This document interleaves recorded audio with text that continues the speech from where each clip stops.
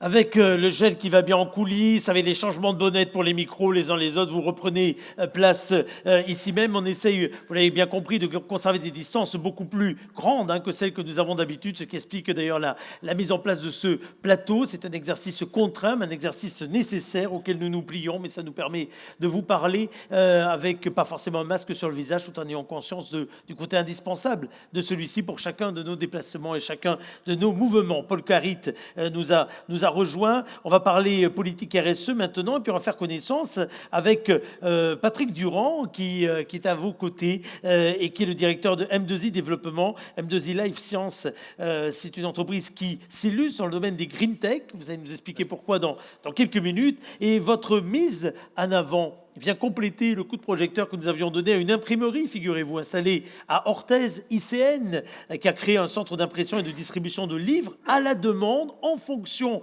des commandes reçues. Nous les avons interviewés dans le cadre des matinales de l'économie avec Bruno Robali. Alors les avantages, évidemment, un zéro stock, zéro délai pour des livres qui peuvent être imprimés à Orthez et envoyés partout en France et dans le monde en 24 heures simplement. Et puis à l'Escar, nous avons rencontré Nova Construction, une SAPO, c'est une société anonyme à participation ouvrière spécialisée dans la construction, une entreprise qui met en pratique une autre vision du travail avec un développement très important autour des relations et des conditions de travail responsables dans l'entreprise, mais également dans les investissements au niveau de l'impact sur l'environnement.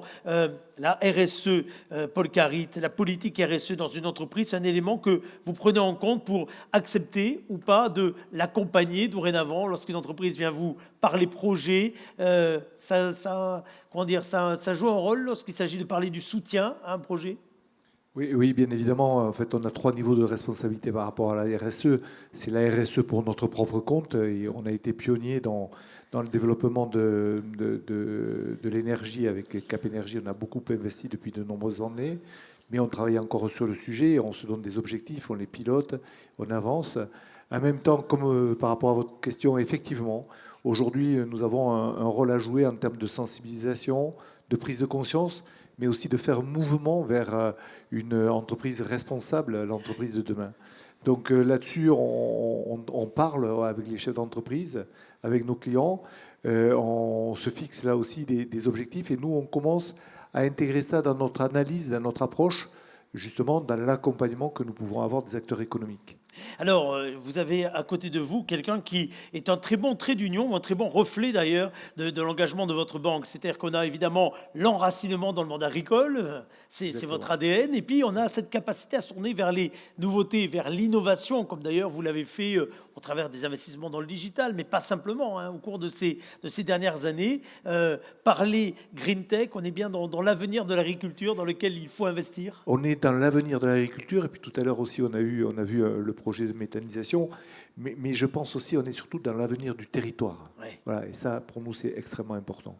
Alors, un mot, Patrick Durand, pour revenir sur le périmètre, on va dire un petit peu, duquel nous parlons, parce qu'on va parler évidemment de ce qui se passe ici en Béarn, mais au-delà, vous êtes un acteur industriel des métiers de la chimie qui est présent dans le secteur du biocontrôle animal et végétal, dans le domaine de la santé humaine, et avec une position de leader dans le monde au niveau des phéromones pour la protection des cultures et de la santé animale. Vous avez reçu combien de récompenses en 5 ans dans ce domaine? Alors, on est leader en Europe. Le monde, on s'y attaque demain, mais pour le moment... Restons sur l'Europe, vous avez raison. On consolide l'Europe. J'étais parti. Voilà. On a reçu énormément de prix. Moi, je suis de là depuis 3 ans seulement. Et ce n'est pas la première fois que je vais chercher des prix pour M2I. Et vous avez aujourd'hui combien de familles de brevets qui protègent vos innovations, vos produits? Alors, on est à plus de 25 brevets. Et on traite à peu près 50 cultures et on est présent dans 62 pays dans le monde. Et là aussi, on est bien dans du Made in France. Ça fait le lien dans un domaine très différent de la layette de tout à l'heure, mais on est bien dans le Made in France. Oui, et c'est une volonté de ceux qui ont créé ce groupe d'être en France. Donc on a effectivement très implanté à Lac. Ouais.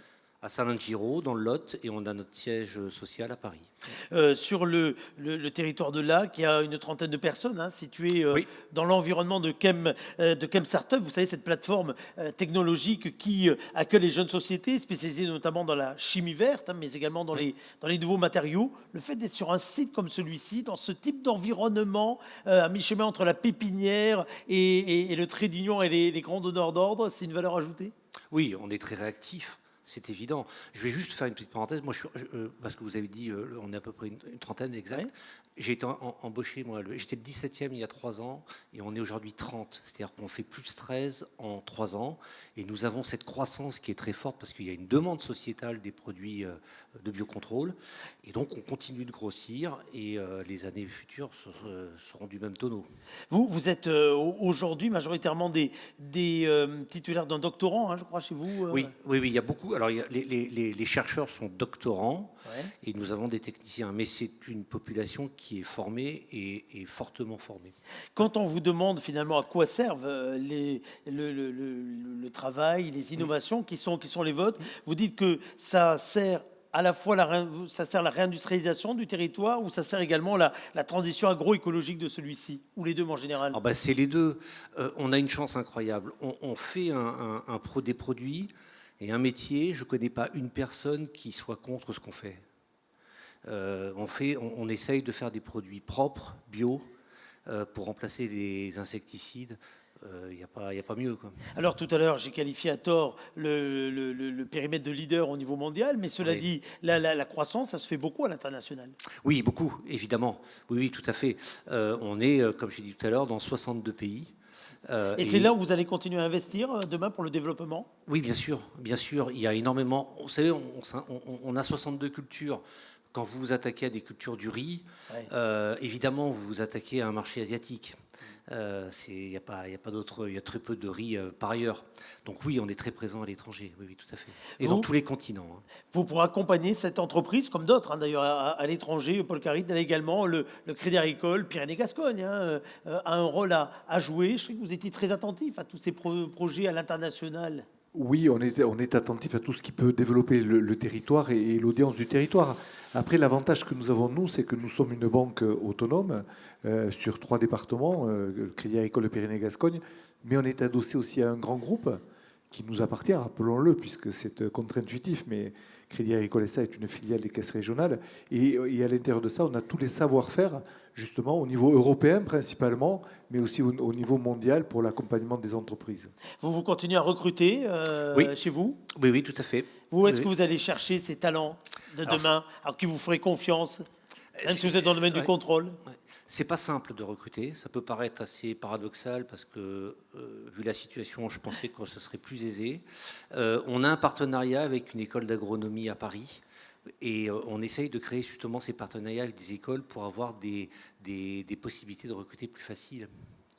Merci beaucoup en tout cas d'avoir été nos invités et d'avoir, je l'espère, au travers de votre témoignage, montré à quel point on était en capacité d'innover et d'aller porter loin ce savoir-faire Made in France, soutenu évidemment par le banquier de référence électeur majeur de ce territoire. Merci beaucoup à vous. On va maintenant accueillir Éric Normand, dont on a parlé tout à l'heure. Vous savez que c'est un journaliste de l'équipe de la République des Pyrénées qui, entre autres, a en charge les sujets économiques. Je crois qu'Éric est pas très loin. Il va nous rejoindre ici même parce que si nous avons là des masques chirurgicaux sur nous, vous avez tous noté qu'à un moment donné, on a beaucoup parlé des masques textiles et de l'urgence qu'il y avait à produire des masques textiles. Et beaucoup d'entreprises qu'on va voir s'afficher à l'écran sur ce territoire, vous allez le voir en plein écran d'ailleurs, eh bien, se sont engagés dans ce domaine-là aux premières heures hein, du premier confinement.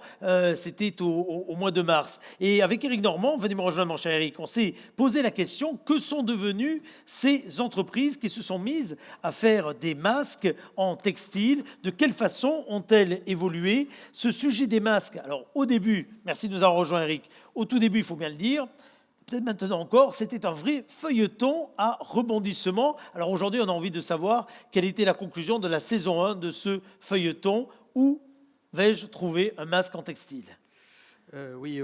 Bonsoir Eric. Oui, c'est vrai que avec Bruno, avec Nicolas, on a souhaité un peu revenir sur ce sujet des masques pour rendre hommage aux entreprises qui s'étaient mobilisées. Et pour leur rendre hommage, je voudrais quand même rappeler 2-3 éléments. C'est qu'il y a un peu moins d'un an, au début de la pandémie, la question était de savoir si les masques étaient efficaces ou non contre la diffusion du virus. Oui, c'est vrai, c'est la première question.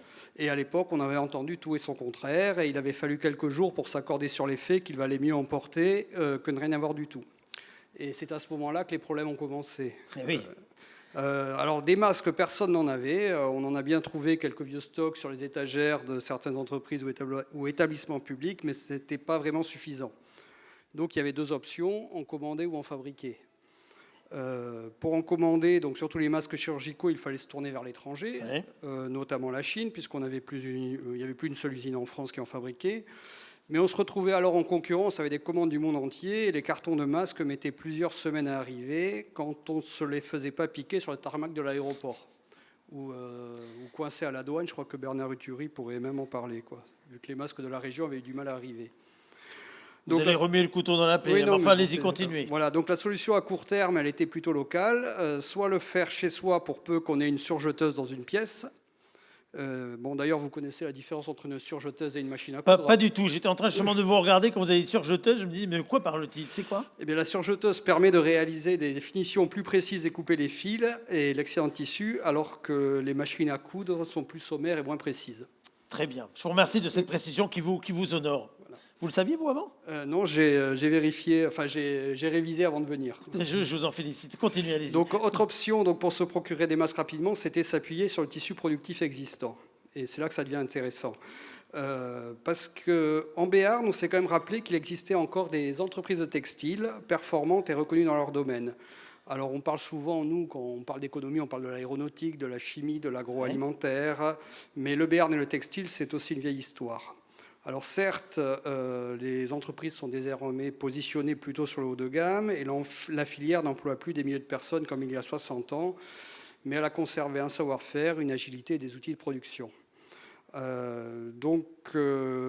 Plusieurs entreprises ont répondu à la demande locale, se sont mobilisées. Alors je vais en citer quelques-unes. Allez-y, allez-y. On voit quelques images extraits du journal, des journaux que vous avez commis Oui, avec alors, les différents reportages. On pourrait citer Moutette à Orthès, MTM à Jurançon, la manufacture de Layette à Morlas, donc ceux qu'on a vus tout à l'heure, Oui. le Père Anaï, Kiwami à Montardon ou encore l'Artigue à Oloron, Oloron-Bidos, qui ont investi dans la production. Donc en quelques semaines, au printemps, une filière de masques industriels made in Béarn a vu le jour, permettant d'équiper des foyers, des collectivités ou des entreprises. On pouvait même penser que ces productions allaient être pérennisées au moins le temps que doit durer la pandémie, ou bien en prévision des prochaines crises sanitaires, puisque, comme vous le savez, il y en aura sans doute d'autres. Et donc, parce que vous voyez, il y avait le teasing, hein, on voulait savoir comment ça allait marcher. Alors donc, entre-temps, les producteurs de masques chirurgicaux du monde entier se sont mis au niveau et la pénurie a été comblée, quoi. Bref, il devenait moins intéressant pour nos producteurs locaux de continuer à fabriquer des masques et ils sont donc retournés, pour la majorité d'entre eux, à leur cœur de métier. Nous, ce qu'on veut retenir, c'est que ces PME, avec leurs moyens qui ne sont pas énormes, ont répondu présent quand il fallait l'être, qu'ils ont été réactifs et solidaires, et rien que pour cela, on voulait leur donner un petit coup de chapeau à la faveur de cette soirée des étoiles de l'économie. Et vous avez bien fait de le faire.